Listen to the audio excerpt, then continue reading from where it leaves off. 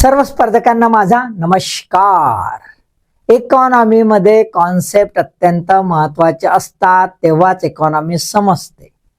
Development economy जे आहे, विकास अर्थशास्त्र, ते समजण्याकरिता आपल्याला त्यातले कॉन्सेप्ट महत्वाचे आहेत. त्यात बँकिंग, डेव्हलपमेंट बँकिंग तो पण महत्वाचा विषय.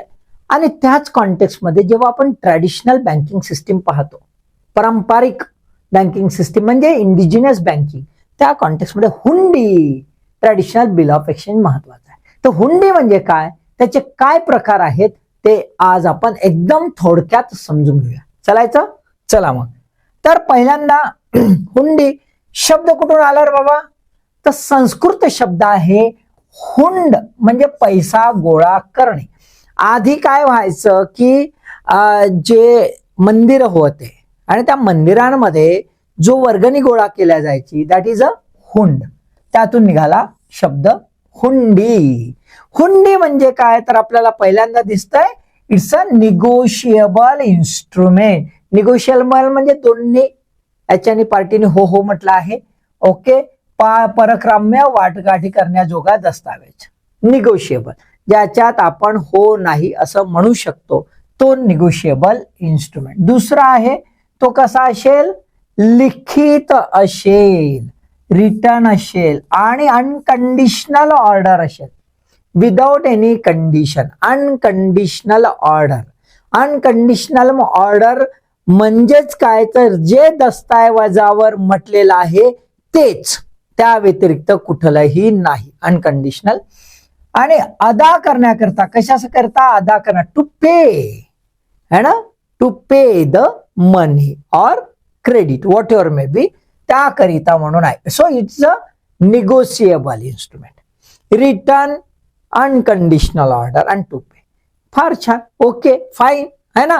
मग निगोशिएबल इन्स्ट्रुमेंट आहे, तर पुन्हा एक प्रश्न येतो की मग निगोशिएबल इन्स्ट्रुमेंट ऍक्ट जो आहे 1881 चा, त्या अंतर्गत येतं का, तर नाही.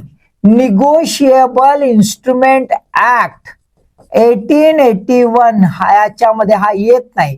हा बँकेला लागू होतो. कोणत्या बँकांना, फॉर्मल बँक्स, रिझर्व्ह बँकेच्या अधिपत्याखाली म्हणजे त्याच्या नियंत्रणाखाली ज्या बँका असतील त्यांना हा लागू होतो, याला होत नाही.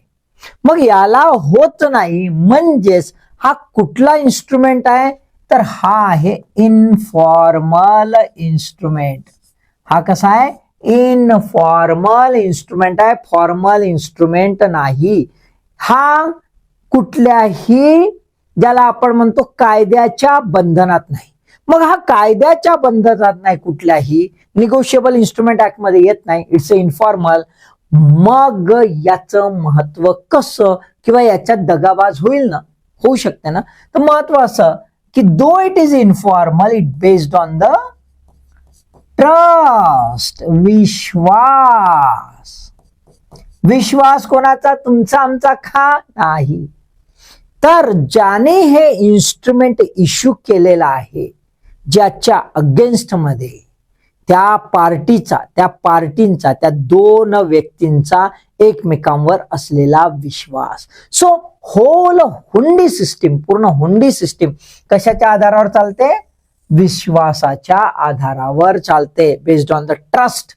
आणि गंमत अशी की भारतामध्ये हजारो वर्षापासून ही सक्सेसफुल निगोशिएबल इन्स्ट्रुमेंट सिस्टीम आहे, जी सातत्याने आजही कार्यरत आहे.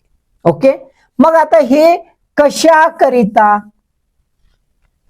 कशाकरिता, तर रेमिटन्स म्हणजे पैसे एका ठिकाणाहून दुसऱ्या ठिकाणी पाठवणे, वित्त प्रेषण, हस्तांतरण. दुसरा आहे कर्ज देण्याकरिता, क्रेडिट. आणि तिसरा आहे फॅसिलिटेटिंग टू द ट्रेड, व्यापाराकरिता कर्ज देणे, याला म्हणतो आपण ट्रेड लोन, है ना. त्याकरिता हे वापरल्या जातं. किती कामं करता, 3 कामाकरिता. क्लिअर, एका ठिकाणून दुसरीकडे पैसे पाठवणे, है ना, क्रेडिट आणि फॅसिलिटेट. आता एका ठिकाणून दुसरीकडे पैसे पाठवणे, ते याला तुम्ही बघा शब्द दुसरा आहे, हवाला in Gujarati. So it's actually black market सारखं आपल्याला दिसतं. Out of the banking system असं एक्झॅक्टली ब्लॅक मार्केट नाही, out of the banking system. आता रिझर्व्ह बँक जी आहे RBI ती याची डेफिनेशन कशी बनवते ते बघा, ते खूप महत्वाचं आहे, त्यातले शब्द महत्वाचे आहे ना. हुंडी इज अन अनकंडिशनल ऑर्डर, इथे आपण वाचलंय अनकंडिशनल ऑर्डर इन रायटिंग, बघा रायटिंग खूप महत्वाचं आहे. Unconditional order in writing made by a person, एक व्यक्ती काढेल, डायरेक्टिंग अनादर, दुसऱ्या व्यक्तीवर, एक व्यक्ती काढेल दुसऱ्या व्यक्तीवर to pay certain sum of money, काय आदेशित करेल की बाबा काही पैसे जे निश्चित आहेत त्या इन्स्ट्रुमेंटवर लिहिलेले वॉटर मे बी आणि pay certain sum of money to a person named in the order, त्या आदेशात ज्याचे नाव लिहिलं असेल त्याला बाबा तू पैसे दे, असा आदेश एक व्यक्ती दुसऱ्या व्यक्तीवर काढेल, असा unconditional order in writing. Clear है ना. आता अनकंडिशनल असल्यामुळे तो रिजेक्ट पण होऊ शकतो ना, यस रिजेक्ट पण होऊ शकतो.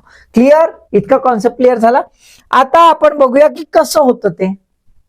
व्हॉट आर द कंपोनंट्स, कोण आहे याच्यात, कोण असतं है ना. तर पहिल्यांदा पैसे पाठवणारा नंबर 1 आणि हा मागणारा हा शेवटचा नंबर 4.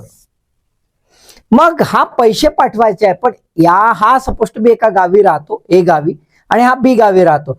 याला इथे पैसे पाठवायचे आहेत आणि असं पकडा की हा गल्ला घेऊन चाललाय, एक पेटी आहे ना, असे 10 लाख रुपये, 1 करोड रुपये. आता हा घेऊन जात आहे आणि मधात सुनसान रस्ता आहे, तर याला भीती आहे, टेन्शन आहे, मायाला चोरल्या जाईन म्हणून, आहे की नाही.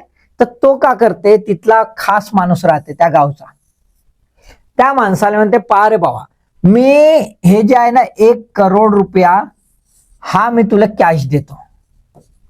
तो म्हणते ठीक आहे. तो म्हणते माझ्या भावाला इकडे दुसरा आहे त्याला पोहोचवून द्यायचे.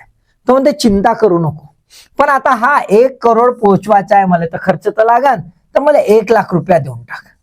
तो म्हणते जाऊ दे ना यार, 99 तर चालले आहेत बरोबर है ना, 99 लाख देऊन टाकतो. म्हणते काही हरकत नाही. हा का करते मग, याचा माणूस तिथं दुसरीकडे त्याच्या गावी बसला राहते, त्याच्या भावाच्या गावी त्याचा माणूस. तर हा का करते, घेते याच्याकडून पैसे, इकडे कॅश घेतली, कॅश घेतल्यावर हा का करते, असा डॉक्युमेंट तयार करते की बाबा या माणसानं सांगितलं नाही फलाना फलाना त्याचा भाऊ, तर मी इथं नाव लिहून देतो. आणि त्याले जे आहे ना, आता 1 लाख तर त्यानं घेतलं या ना, 1 करोड त्याला पोहोचवायचं, 1 करोड त्याला पोहोचवून देशील, त्याला काय करशील 1 करोड. आता 1 करोड पोहोचवून देशील तर हा इकडे येईन नाही, घेऊन जाईन का नाही, ते नंतरचे व्यवहार. हा काय आहे, हा आणि हा ह्या दोघांमध्ये काय आहे, ट्रस्ट. आणि हा याच्यामध्ये आहे ट्रस्ट, विश्वास. आणि याने लिहून दिलं आणि हा याला म्हणते की असं कर, म्हणते तू आता जाशील ना जेव्हा, तर हा कागद तू घेऊन चालला जा, तू या भावाला देऊन टाक म्हणते, नाही तर पोस्टाने पाठवून दे, काही कर. मग हा का करते, हा कागद जो आहे ज्याच्यावर लिहून ठेवलाय याचं नाव आणि 1 करोड रुपये हा याला देते. मग हा जाते याच्याकडं, कारण त्याच्यावर नाव लिहिलं राहते, फलाण्या माणसाकडे जाशील तर तुले नाव सांगितलं तर भेटत.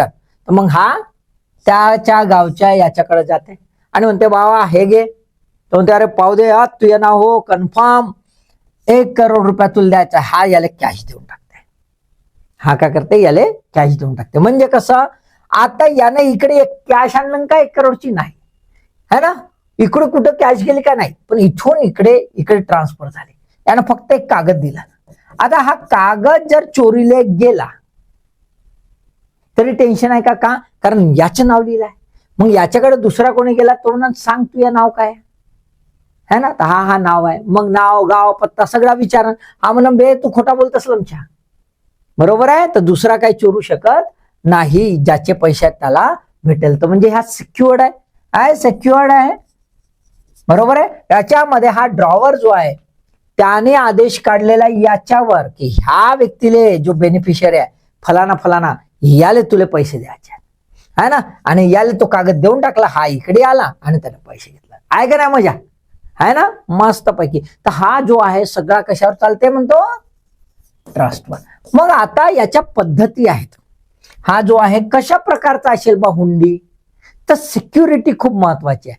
तर जितकं जास्त त्याचा व्यापकता असेल तितकी जास्त सिक्युरिटी याच्यामध्ये केलेली आपल्याला दिसून येते. त्यानुसार प्रकार बघा कसे आहेत. प्रकार काही समजून घ्या. काही प्रकार, खूप सारे प्रकार आहेत. पहिला आहे दर्शनी हुंडी. सादर करता क्षणी द्यायचं भाव म्हणते. हे आणलं म्हणते तर तो देऊन टाकायचा. कागद आणला देऊन टाकायचा, संपला काम आहे ना. Just like a bearer cheque. आपला बिअरर चेक असते, चेक टाकतो, ज्यानं आणलं त्याला घे रे बाबा पैसे. आता हा काय कमी पैशाचा असन त्यामुळे हा देऊन टाकते. हा इनसिक्युअर्ड आहे थोडासा, बरोबर. दुसरा आहे मुदत हुंडी. मुदत हुंडी म्हणजे त्याच्यावर तारीख लिहिली राहते आणि म्हणते बाबा या तारखेनंतर त्याला पैसे द्यायचे, नाही तर नाही. हा ना, एक निश्चित तारीख त्याच्यात फिक्स राहते, त्याच्यानंतरच त्याचे पैसे भेटू शकते. त्याला म्हणतो आपण मुदत हुंडी. ठीक आहे. हे टाइम बिल सारखं आहे. जसं टाइम बिल आज वापरल्या जाते तशासारखं आहे. तिसरा आहे धनी जोग हुंडी. धनी जोग हुंडी म्हणजे धन. हुंडी म्हणजे धन आहे, एक ऍसेट आहे. हा ज्याच्या जवळ असेल त्याला द्यायचं. हुंडी दस्तावेज असलेल्या व्यक्तीला द्यायचं.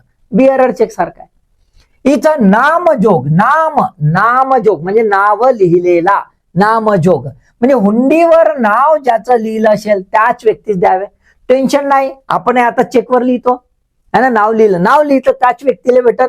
क्रॉस चेक सारखा आहे बिलकुल, है ना. फरमान जोग. फरमान सोडल्या जाते. त्या फरमान म्हणजे कसा, तर बिलकुल नामजोग सारखाच आहे पण थोडासा अजून फ्लेक्झिबल. म्हणजे इथे हुंडीवर ज्याचं नाव आहे त्या व्यक्तीच द्या म्हणते, किंवा ज्या व्यक्तीने ज्याचं नाव लिहिलेलं आहे त्यानं जर म्हणलं बा फलाना व्यक्तीला दे नाव आहे ना, असं जर म्हटलं आदेशित केलं तर त्या व्यक्तीच द्यावे. म्हणजे फरमान करा. आदेशित म्हणजे फरमान है ना. तर फरमान जोग म्हणजे फरमान असलेला. त्यानंतर शाहजोग. तुम्ही म्हणा का शाह म्हणजे कोण होते, क्रेडिट वरती माणूस. एकदम विश्वास. आता विश्वास कसा, तर हा माणूस आहे बाजारात कोणाचा विश्वास, ज्याच्या जवळ आहे गल्ला आणि तो आपला गल्ला केव्हाही खाली करायला तयार असते, टेन्शन घ्यायचं नाही म्हणते, मी आव इकडे, असा जो म्हणते तो शाहजोग म्हणजेच बाजारात ज्याची पत आहे, ज्याच्याकडे क्रेडिट वर्दीनेस आहे, माहित आहे की याच्यावर जवळचा पैसा डुबत नाही, अशा व्यक्तीच्या नावानं जेव्हा काढल्या जाते त्याला म्हणतो शाहजोग. हा क्रॉस चेक सारखा आहे, त्याच्याच नावाने जाईल, त्याच्याच खात्यात जाईल, टेन्शनच नाही. जोखीम असलेला. जोखीम जोग म्हणजे कसं आहे की एखादा व्यापार आहे, त्या व्यापारात किती खतरा आहे रे बाबा, किती रिस्क आहे रे बाबा, किती जोखीम आहे, त्याच्यानुसार. जसं त्या वेळामध्ये समुद्र व्यापार जो होता तो सर्वात जोखीमयुक्त होता आणि तो जास्त जोखीम होता, म्हणून समुद्र व्यापाराकरिता हा जोखीम जोग हुंडी काढला जायचा. हा बंदीत राहायचा. हा काय राहायचा नेहमी, कंडिशनल. जेव्हा की आपण काय शब्द वापरलाय, अनकंडिशनल, बंधन नाही, पण हा मात्र कंडिशनल राहायचा.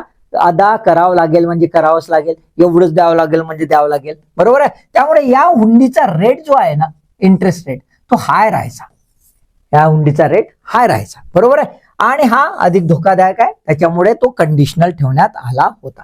तर तुम्हाला दिसतील हे काही प्रकार आहेत है ना. कधी कधी विचारतात एकदम कुठल्या इटुकल्या पिटुकल्या एक्झाम्स मध्ये, तर त्याकरिता माहित असणं आवश्यक आहे. एकदम सोपा कॉन्सेप्ट आहे, सरळ कॉन्सेप्ट आहे. जसे पॉइंट वाईज मी दिलेले आहेत ना, तसेच पॉइंट वाईज लर्न करायचं. कधी प्रश्न आले तर असेच पॉइंट वाईज येते, म्हणजे अनकंडिशनल, रिटर्न है ना, असं येते. आलं लक्षात, तर तशासारखं लक्षात ठेवायचं, बाकी काही ह्याच्यात नाही. आणि याच्या आधारावरच जेव्हा इंडिजिनस बँकर्स किंवा हा कॉन्सेप्ट समजून घेऊ ना, तर तेव्हा मात्र त्याला याच्याशी लिंक करून घ्यायची. ठीक आहे. मग अभ्यास करतात त्याच्यासाठी ऑल द बेस्ट.